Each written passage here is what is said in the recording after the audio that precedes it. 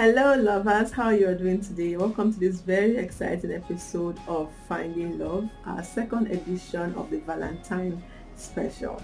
I am RENNER. Finding Love is an insightful guide for anyone who is ready for the journey of marriage and desires to do it the way the Creator has designed it. Now it's important for us to know that marriage is God's idea. As after he created Adam, he said, "It is not good for man to be alone." And guess what? He said, "Let us make him a help meet for him." He then created Eve from Adam's rib. Now every other creator he created from the ground, but for Eve he created her from Adam's rib. Now this creator of this mystery called marriage also said marriage is a mystery.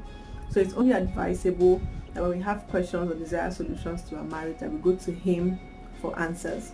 Okay, so Finding Love is that show that prepares you for the journey of marriage and also gives you godly answers or solutions that you might desire for marriage. I'll be right back.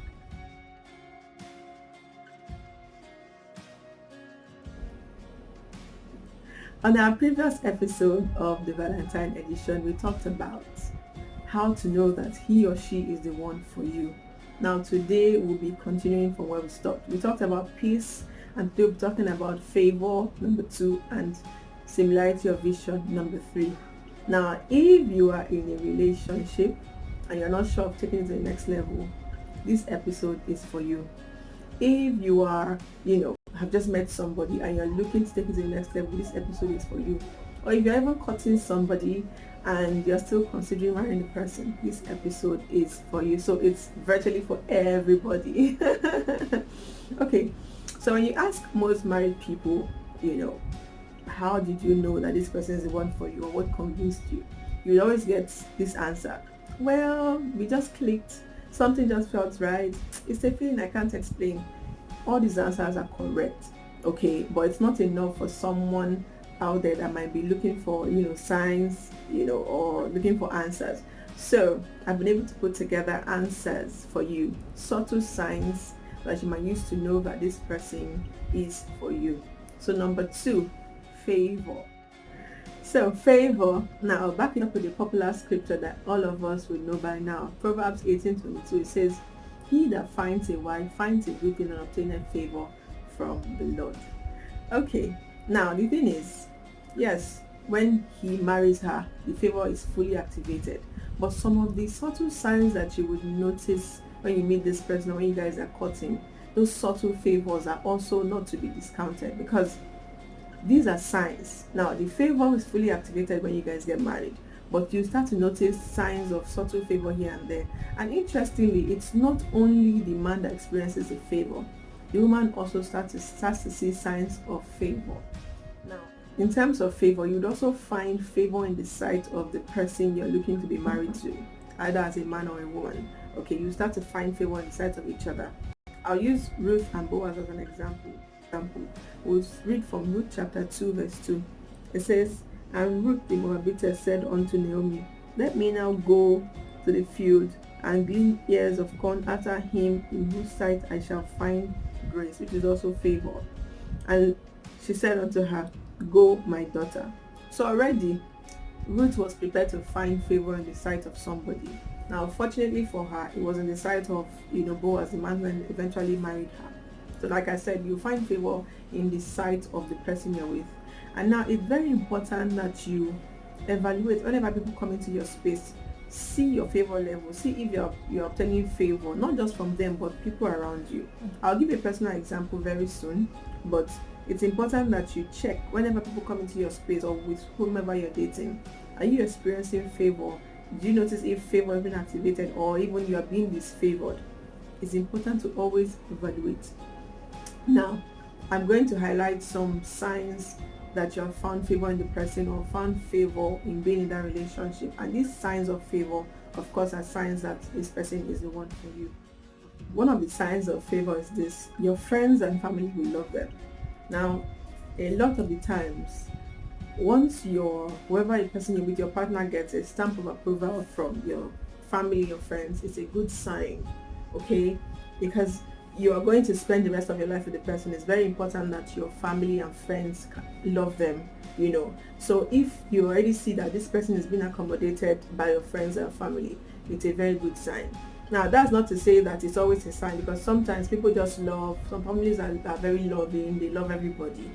And that's not also to say that if they are not loved, then it's not a sign. Okay, but sometimes, like I said, subtle signs, sometimes this love and acceptance is a sign that this person is the right person for you. Okay, now, even as much as your family loves them or does not love them, or your friends love them or does not love them, you have the final say. Your opinion is the most that counts. Okay, so but these are subtle signs to know that, oh, this this person, you have found favor in this person's eyes, and also other people love the person. Now, also, let me use a scripture to back up this, because Ruth and Boaz are always like my major examples. Ruth and Boaz. Now, the book of Ruth 2:7. Ruth chapter 2 verse 7 to 8, it says, "And she said, I pray you, let me glean and gather after the reapers among the sheaves. So she came and had continued even from the morning until now, that she tarried a little in the house." Now, this was Boaz's staff telling Boaz, when Boaz asked, the story before now, Boaz asked them, who is this damsel, when he saw her, and they were now explaining that, oh, she has been with us, and she said, let me glean and everything. So already you could see that Ruth found favor in the sight of Boaz's staff, even without them knowing that Boaz was going to pick interest in her. Already there was a sign of favor. She said, let me glean, and they allowed her. They gave her space, to glean and everything. That was a sign of favor. Now, let me continue to read.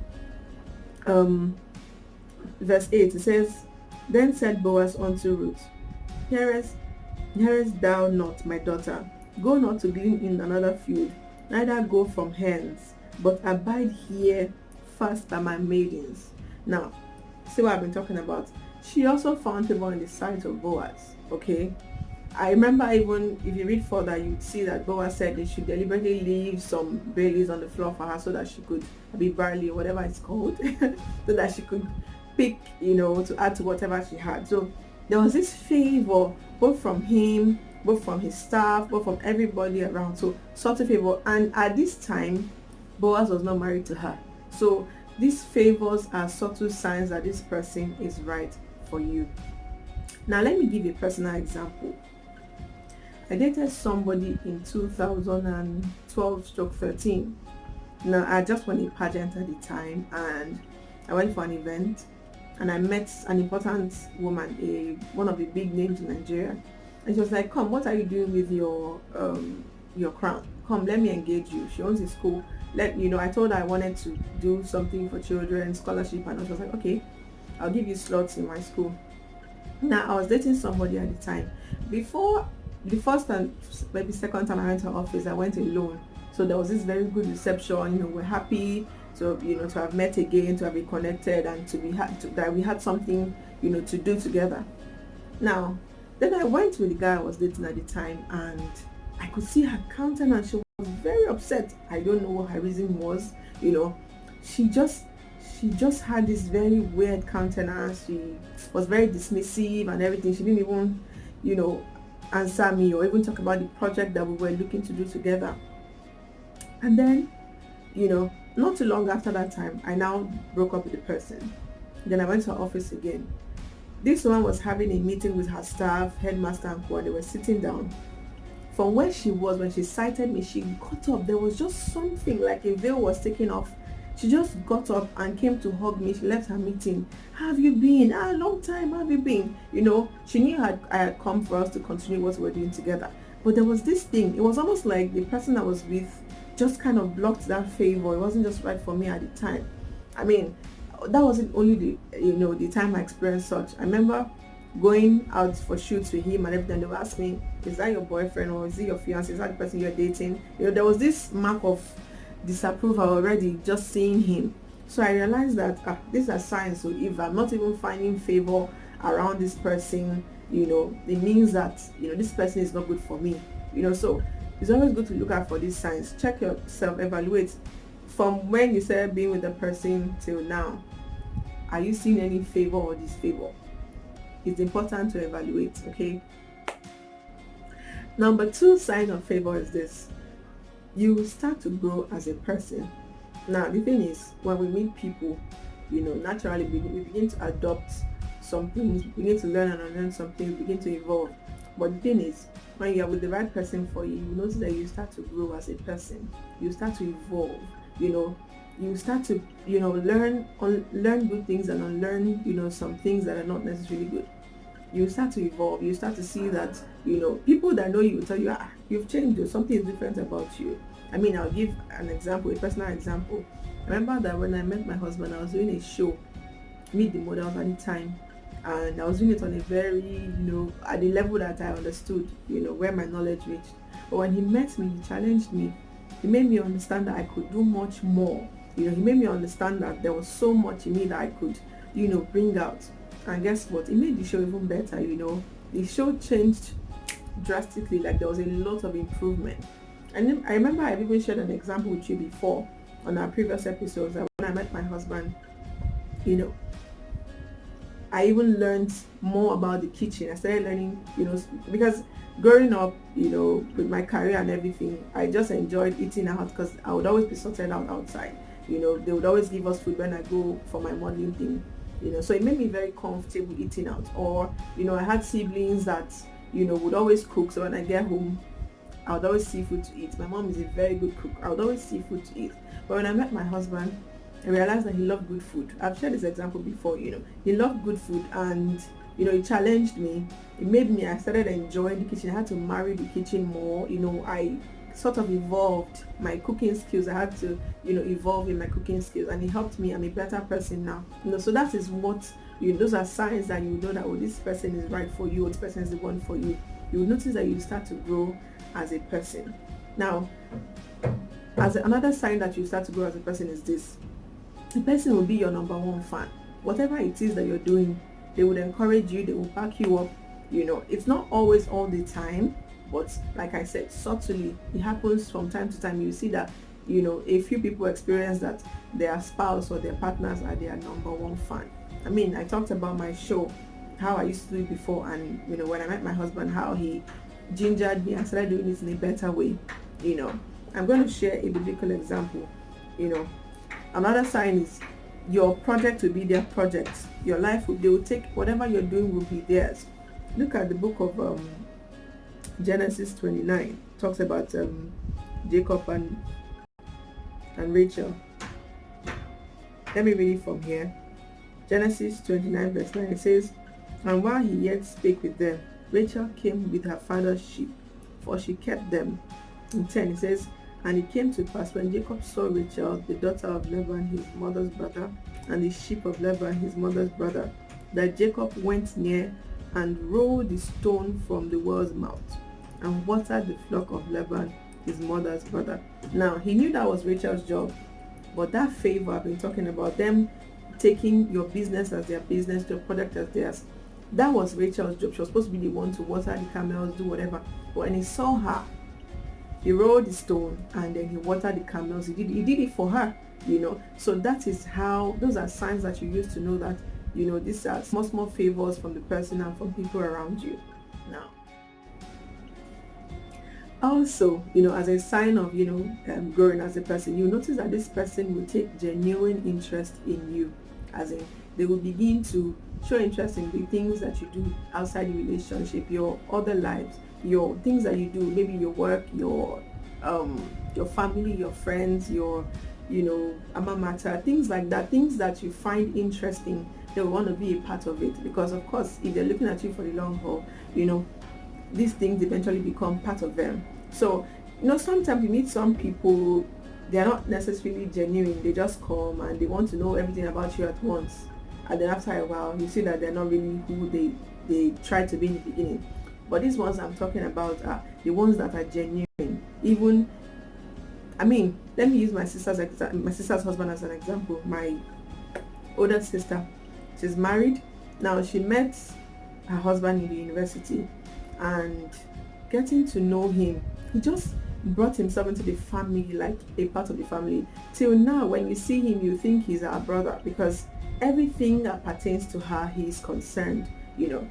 You would always, even when him and my mom goes out together, you would think that he is actually the son of my mom as opposed to even my sister, because he integrated himself into the family even before they got married, and these are signs of somebody that is genuine and someone that is the one for you. Now another sign is this: they'll be genuinely kind. Now when you really meet some people, they want to be kind, they want to do whatever they need to do to treat you nicely and all, but that's not the test. The test is to see how they treat every other person, other people, their friends, their family, their staff, their parents. See how kind they are to these people. Now I'll use the Bible as an example. Ruth and Boaz again. Ruth 2 verse 4. It says, "And Boaz came from Bethlehem and said unto the reapers, The Lord be with you.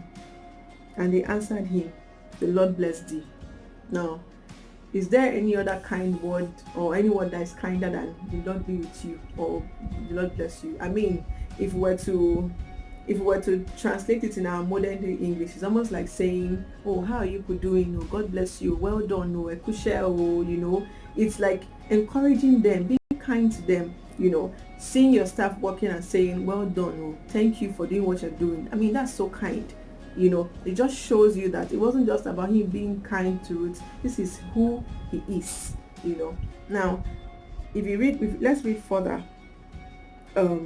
Ruth 2:14, it says, "And Boaz said unto her at mealtime, Come, thy that he invited Ruth to the dining table where he was eating with his staff, and he said, Eat of the bread and dip thy morsel in the vinegar." So it means that they were all eating from the same bowl. That's to show you the kind of person that he is, his character, that kindness. And he said, and she sat beside the reapers, and he reached her parched corn, and she did eat. So he was even passing her things from the table to eat. So it wasn't enough that she was sitting with them and eating. He just kept on passing things to her. Ruth 2:14. So after I passed her, and then she did eat, and then she was satisfied, and she even took some with her to her mother-in-law that was with her at the time, Naomi. So these are signs. The person is genuinely kind, not just to you alone, because it's normal for you to want to be kind to the person that you're dating, but what about people around you, your staff, your friends, your family? These are signs, okay, that you should look out for when you're with somebody. Now, number 3, you would notice that you will become the person's number one priority. Now, it's important that when you're in a relationship, you do not have to struggle for attention or struggle to be somebody else's priority. This should come easily. So if you notice that this person easily makes you their top priority, they put you first in everything, this is a good sign that you're with the right person, okay? Because at the end of the day, when you guys get married, you're supposed to be the most important person in the person's life, apart from God. I mean, God is the ultimate. Now, you're supposed to be the most important person in the person's life, then others follow. So you being the person's priority, the person involving you in their personal lives, opening up to you, not hiding anything from you, making you number one above their friends, it shows you that you might be with the right person, And you also notice that they will start to make plans with you. They will start to tell you their plans. If they plan to build a house someday, they will tell you even things that are more intimate than that or more important to them than that.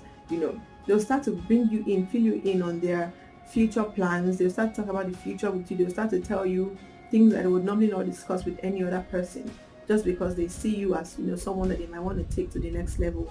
So these are signs that you should also look out for.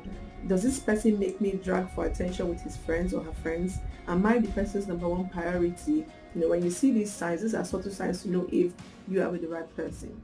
Number 4, and the last I would highlight under favor, is this: the person will put in the work to make sure that you feel loved. Now, like I always say, relationship is value for value. You should not ever find yourself giving more than you are receiving. Giving of yourself more than you're receiving. Don't ever find yourself, doing much more, so much to hold on to a relationship. Don't ever.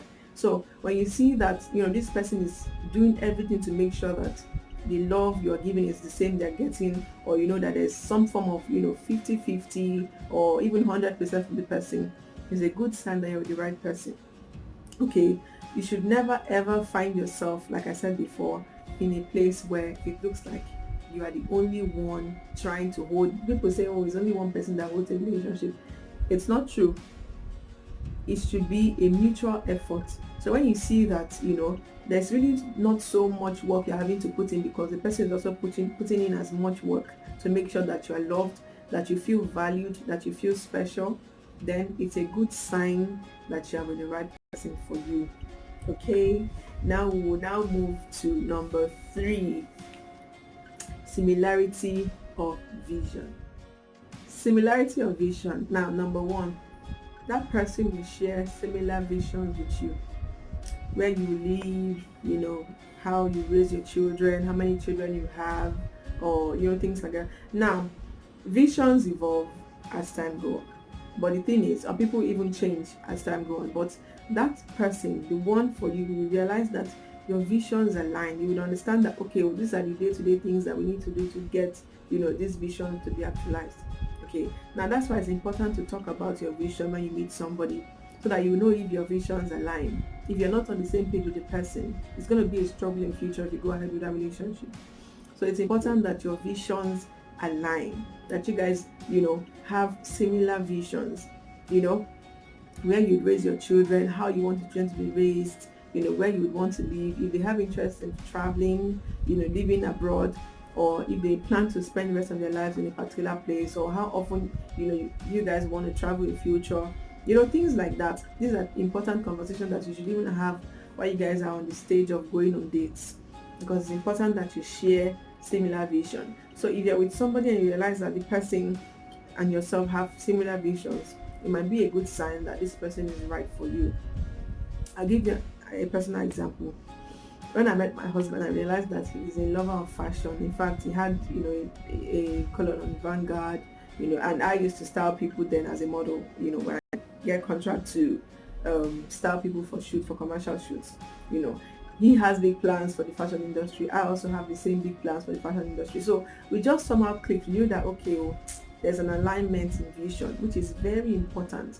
You don't try to fit in a square peg in a round hole. You have issues. And then sometimes people ignore this similarity in vision, and then they try to compromise, and then there's this resentment that starts to build up when things don't go their way, when they don't voice it out. I've shared this example before. I watched a series called The Bow Tie. Now, there was a woman, an editor-in-chief of a company. She was doing very well, and her husband, he had interest in being a photographer, but he kept it. Instead, he was busy taking care of the children at home for 15 years, and it just built resentment to the extent that they were considering divorce, until they sat down and had an open conversation about it. The guy said, oh, he didn't like that he had to sacrifice his own vision for her own vision, and these were things that you should have talked about. How the children will be raised, who will stay at home, or how we share it, whereby you will go to work with the children, or they should have discussed this compromise, or they should have discussed this issue without having to compromise, or at least it will be an equal 50-50 level of compromise from both of them. But they didn't discuss it, and that is why a lot of marriages have problems to date. So when you are dating somebody, ensure that you could talk about it. And if you guys are not on the same page, it's a major sign that you guys might not be right for each other. Because vision, every marriage, there's a purpose for every marriage, there's a purpose for every union, marital union. Like I said it before in one of my episodes, marriage is for a purpose. Even before you marry the person, find out your purpose in the person's life. Now, your purpose, your vision for each other, for your marriage should align. You guys should understand why you have come together. So I'm going to still elaborate on this, in my subsequent edition, but I don't want to talk too much on this, because we're talking about, subtle signs that you might know that this person is for you. So your similarity of vision, your vision, your purpose aligning. Now, still talking about, similarity of vision.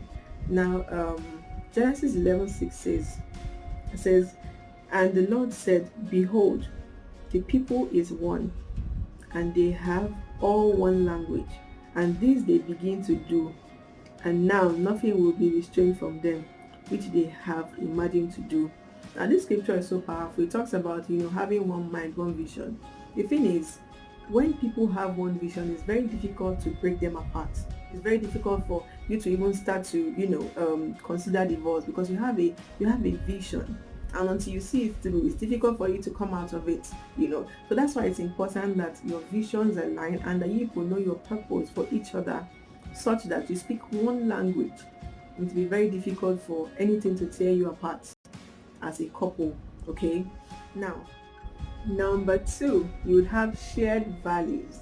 Now it's important that you and whoever it is you're with, or who you are looking to be, we talk about your values. Now I've defined values before. Values are like your acceptable character, or belief, or what you see as traits that are acceptable. Okay, so for instance, religion could be a value. Home training, how you want to train your children, could be a value. Now it's important that you and your partner have shared values. Okay, so talk about these things. Where would you want your children to, what schools would you like them to go, how do you want them to be trained, what religion would you like for your partner, for your children to grow up with. So for instance, my husband and I want our children to be well-mannered, born-again Christian children, because that's our shared value. That is what we believe. Okay, so it's important that you and this partner of yours, or whoever it is you're looking to be with, have shared values. So if you and this person have shared values on major issues of life, this would be a sign that you and this person are meant to be. Now, never stop emphasizing that you always discuss these things while you are courting, while you go on dates. These are subtle conversations that you throw in, so how do you see this? How do you see that? And if you see that you guys have some form of alignment in those values, if it's a shared value you guys have, it's a good sign. All right, so in conclusion, now, even with all these signs and all these subtle signs, beliefs and everything, you would still have doubts here and there, or you might still have doubts here and there. Now the good thing is we have a Father in heaven, that is open and willing to always answer our prayers, and because he is the initiator of marriage, go to him and ask him to show you signs, to show you clearly if this person you're with is right for you. Now that's if you're still having doubts. Now, if you still do not have peace of mind about it, follow your peace. If for any reason your peace is telling you that it's because of a character flaw in that person, don't ignore it. Talk about this character flaw with the person and see if this person is willing to work on these characters, and if there are things that you can actually tolerate in the long haul. But if there are things that you cannot tolerate and they are still stealing your peace, it just might be a sign after you've prayed, that this person is not right for you. Okay, amen, Grace Renner. See you next time.